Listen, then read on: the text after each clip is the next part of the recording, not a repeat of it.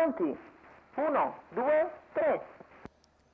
Valido il tentativo con velocissimo Contento Joe che cerca di sfilare dalla seconda fila e ci riesce.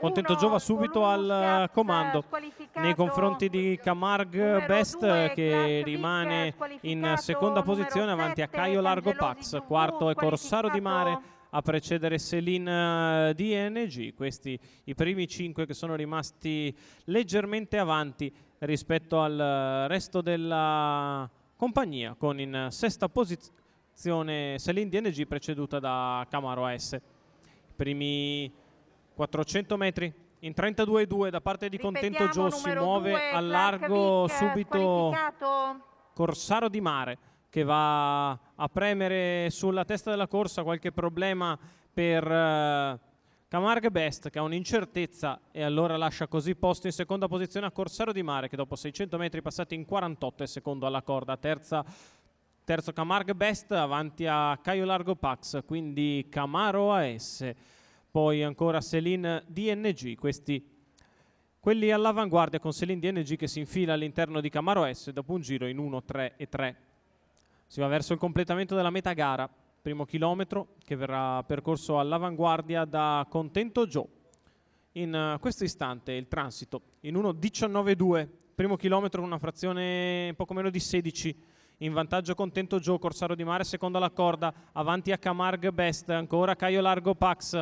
Camaro AS muove ora con maggior decisione all'esterno Caio Largo Pax che cerca di portarsi su Contento Joe che allunga già sull'addirittura con una frazione in 15,1 e ora cerca di scappare. Corsaro di Mare sempre secondo la corda, Caio Largo Pax che si impegna all'esterno, lungo la corda ancora Camargue Best a precedere Camaro AS dopo la curva in 15,2. Contento Joe continua in vantaggio, Caio Largo Pax fa fatica a progredire, rimane lì a lato di Camargue Best quando siamo a 400 metri dalla conclusione, la dritta opposta alle tribune passata in 14,9 da Contento Joe che continua in vantaggio nei confronti di Corsaro di Mare. Quindi ancora Camargue Best, fa fatica Caio Largo Pax, Camaro S che deve venire in mezzo alla pista a 250 dalla conclusione, è in vantaggio Contento Joe, lo fila Corsaro di Mare, l'ultima curva passata in 15,6, Contento Joe in vantaggio, Corsaro di Mare che sceglie la via di dentro, è in vantaggio Contento Joe, rimontato da Corsaro di Mare che ci prova, Contento che ha ancora mezza da gestire nei confronti di Corsaro,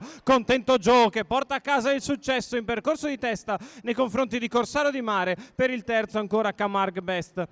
39 la chiusa, 1:17,9 il ragguaglio cronometrico per il rientro vincente di Contento Joe, Mattia Ricci che allena e guida per la scuderia Limitless, successo del figlio di Famous November, che questa pista si ricorda molto bene con Penny Legar come mamma. Il successo in percorso di testa vinta chiaramente in partenza Contento Joe, andando a sfilare dal numero 8 e portandosi a casa un bel assunto al rientro. Secondo Corsaro di Mare, terzo Camargue Best.